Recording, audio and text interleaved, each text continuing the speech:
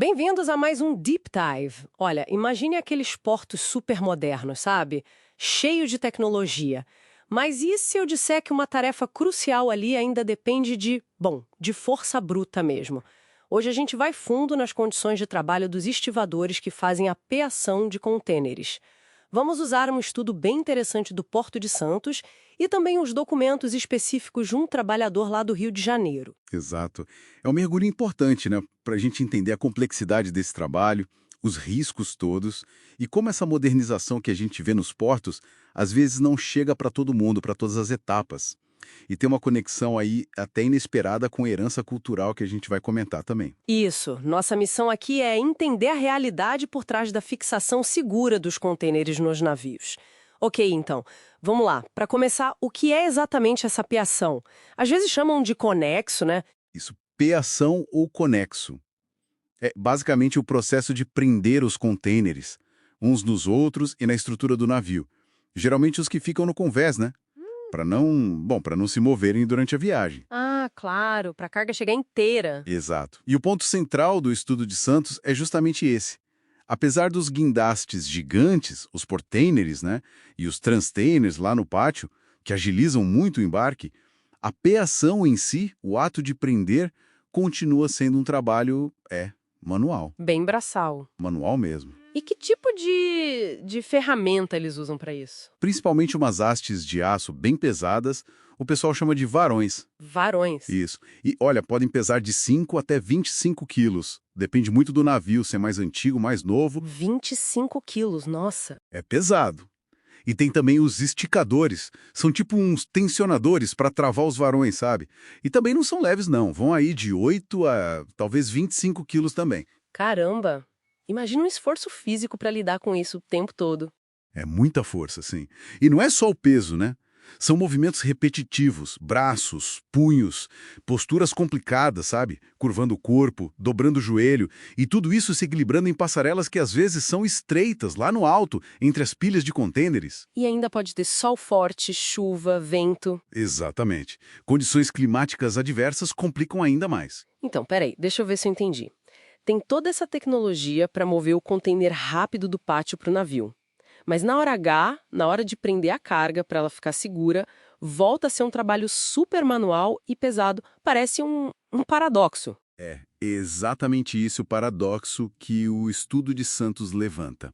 Contraria um pouco aquela ideia de que está tudo automatizado na logística portuária, né? O corpo do trabalhador, a força dele, ainda é a ferramenta principal ali naquele momento. E as condições variam muito, imagino. Você falou de navio antigo. Sim, muito.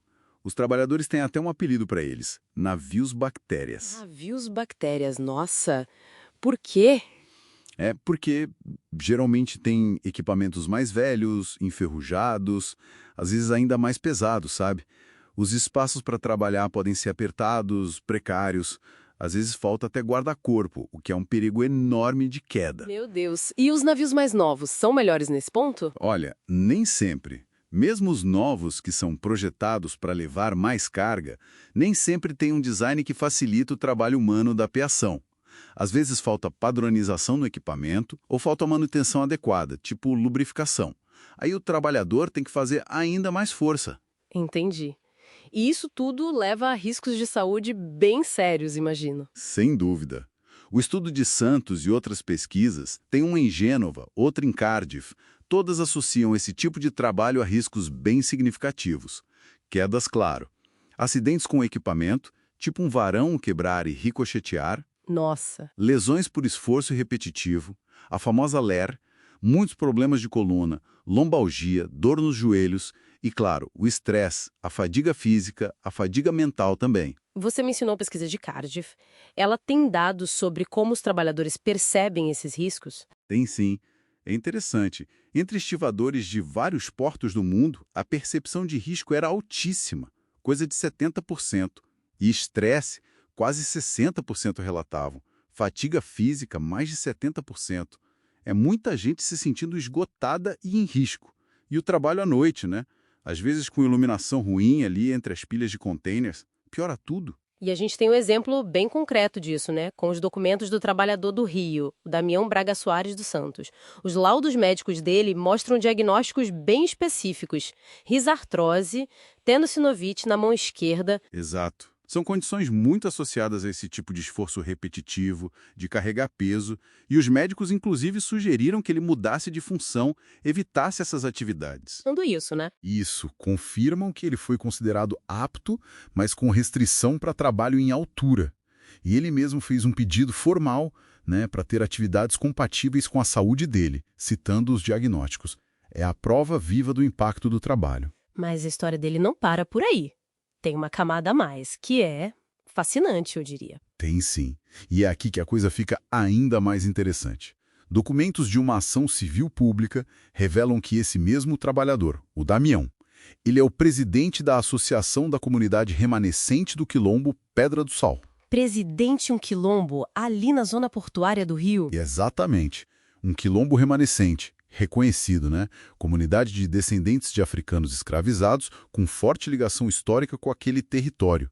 E ele e outros membros da comunidade quilombola estão registrados e trabalham ali nas docas, estiva, capatazia. Trabalhando justamente nessa área portuária com peso histórico imenso. Exatamente. Bem ali perto do Cais do Valongo, que é patrimônio da humanidade pela Unesco, né?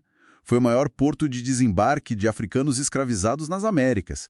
E perto também de onde vai ser um centro cultural no antigo Docas Dom Pedro II.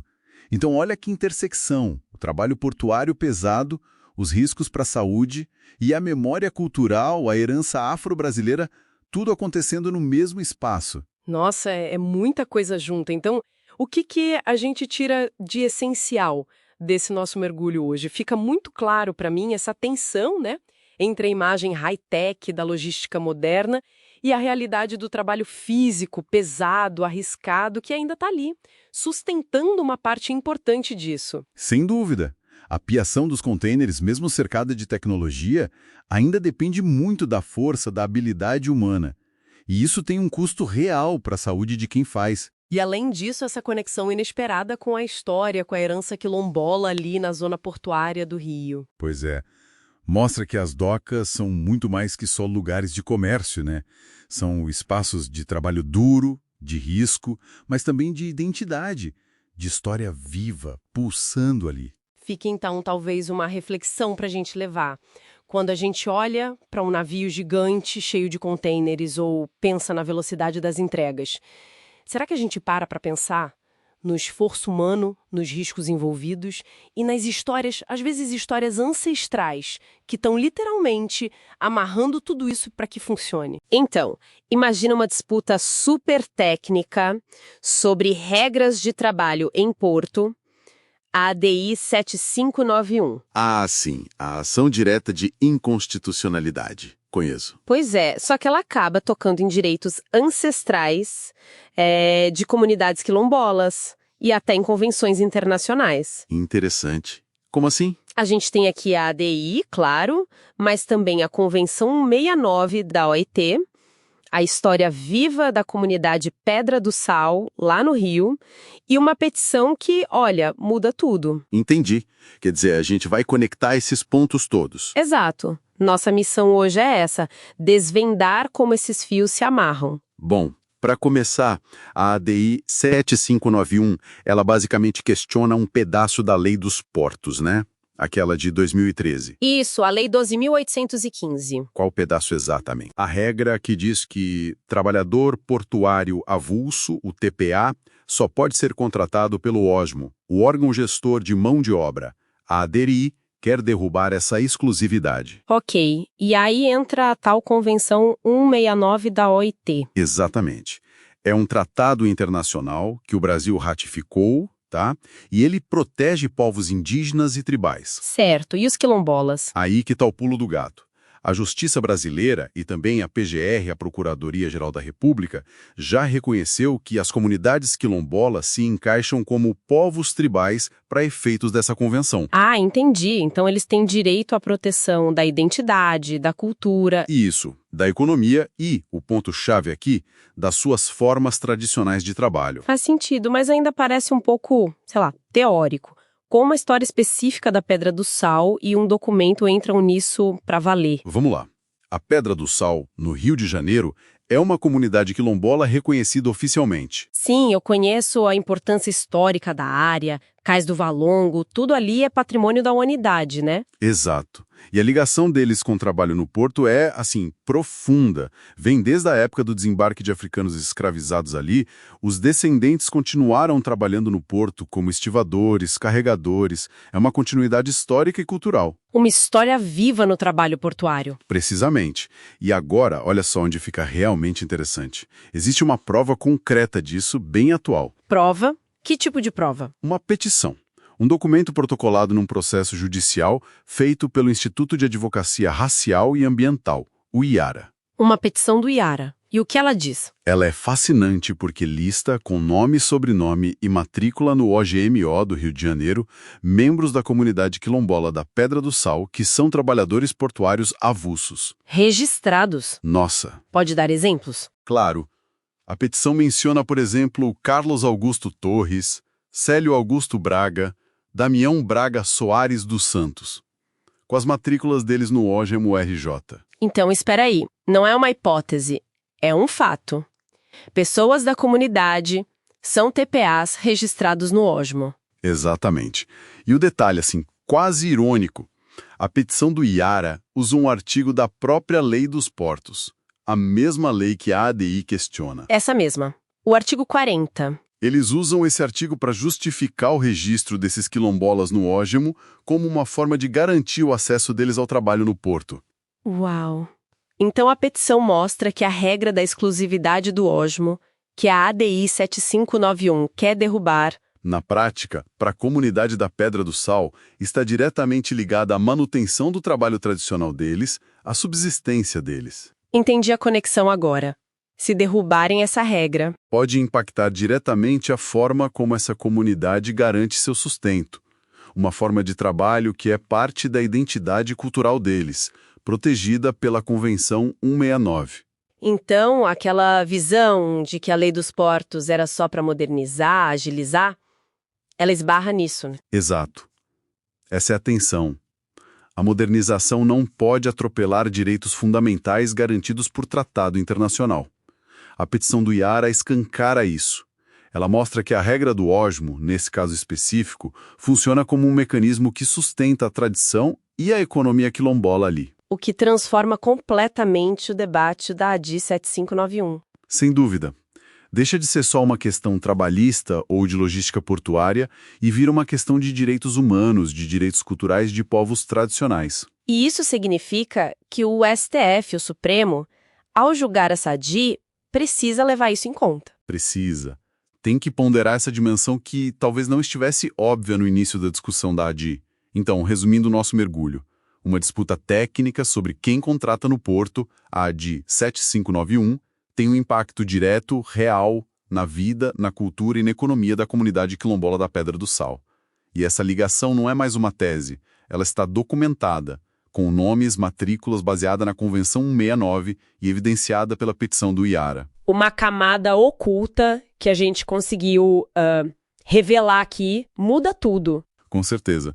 E isso nos deixa com uma provocação final, né? Manda. Pensando além da Pedra do Sal e da ADI 7591, quantas outras leis, regras, disputas que parecem puramente técnicas, setoriais, não podem estar assim quietinhas impactando os direitos, a cultura, o modo de vida de outras comunidades tradicionais pelo Brasil? Comunidades cujas histórias e conexões com essas normas a gente nem imagina de cara. Exato. Conexões que não são óbvias, mas que podem ser absolutamente essenciais para a sobrevivência cultural e econômica delas. Fica aí a reflexão.